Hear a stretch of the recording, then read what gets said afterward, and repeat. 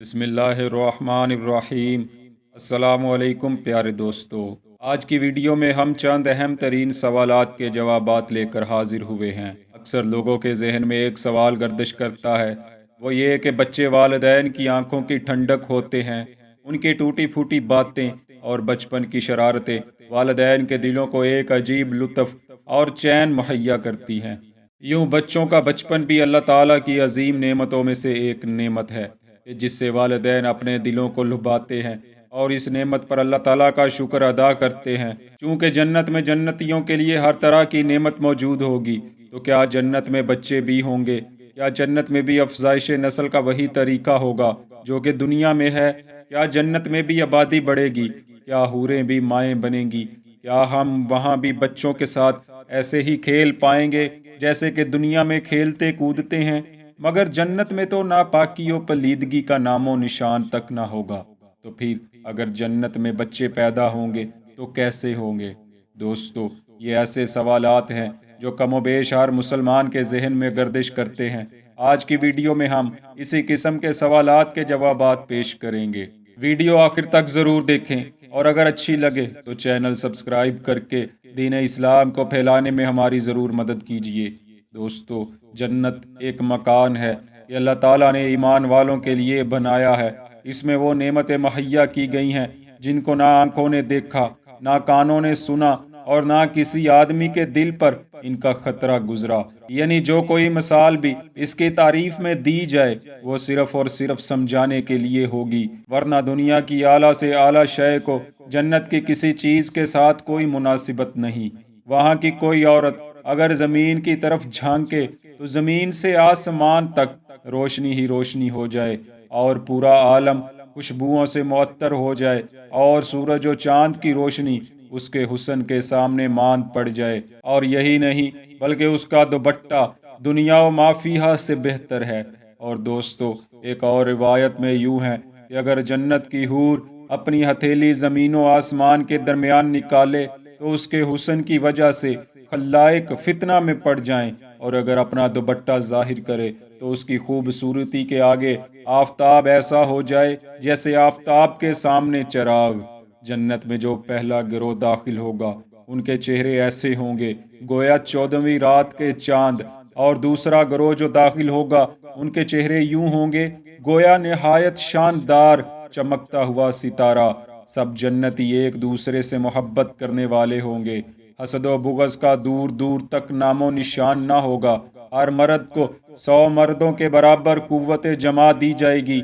उनमें हर एक को पूरे ईन में कम अज कम 2 बीबियां ऐसी दी जाएंगी कि 70-70 जोड़े पहने होंगी, मगर फिर भी इन लबासों और गोश्त के बाहर से उनकी पिंडलियों का मगज दिखाई देगा जैसे सफ़ेद शीशे में शराबे सुर्ख दिखाई देती है। और इमाम अहमद बिन हम्बल अलैहिर्रहमा ने अपनी मसनद में नकल किया है, इन बीबियों के हुस्न का आलम ये होगा कि आदमी उनके रुखसार में अपना चेहरा देखेगा जो कि आईना से भी ज्यादा साफ दिखाई देगा।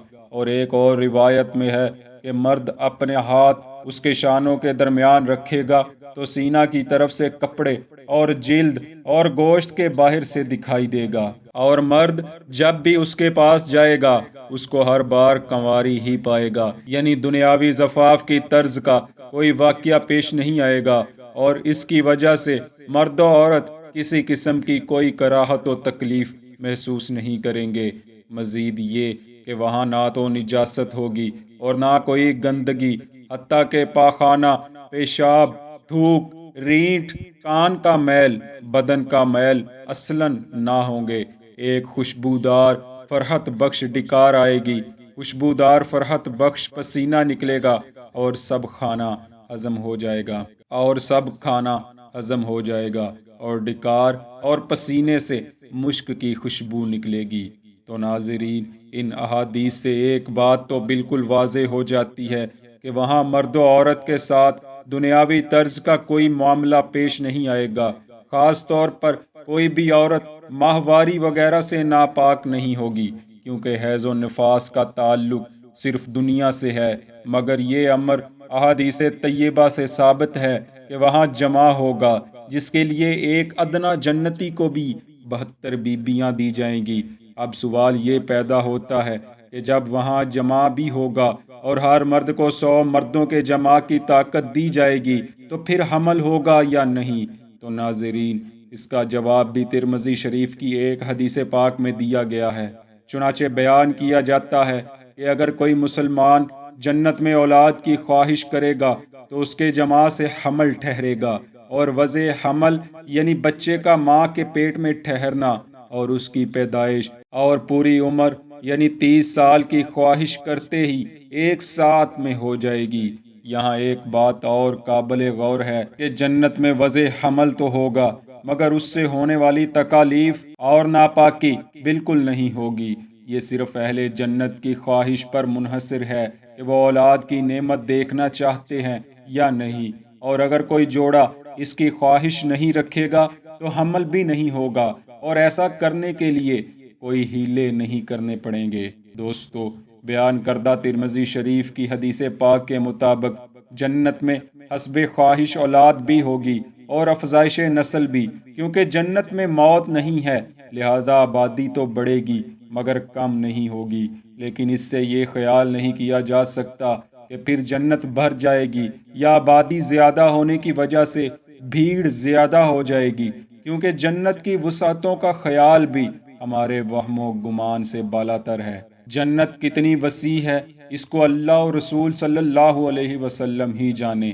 اجمالی بیان یہ ہے کہ اس میں 100 درجے ہیں، اور ہر 2 درجوں میں وہ مسافت ہے جو آسمان و زمین کے درمیان ہے، اور ایک درجے کی وسعت کا عالم یہ ہے کہ تمام عالم ایک ہی درجہ میں سما جائیں۔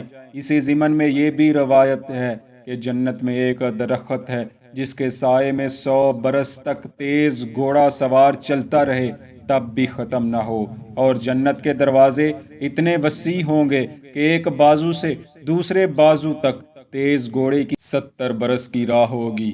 پھر بھی جنت میں جانے والوں کی وہ کثرت ہوگی کہ کندھے سے کندھا چھلتا ہوگا، بلکہ بھیڑ کی وجہ سے دروازہ چرچرانے لگے گا۔ الغرض اس کی جتنی تعریفیں کی جائیں کم ہیں۔ دعا ہے اللہ کریم ہم سب کو جنت الفردوس میں داخل ہونا نصیب فرمائے، آمین۔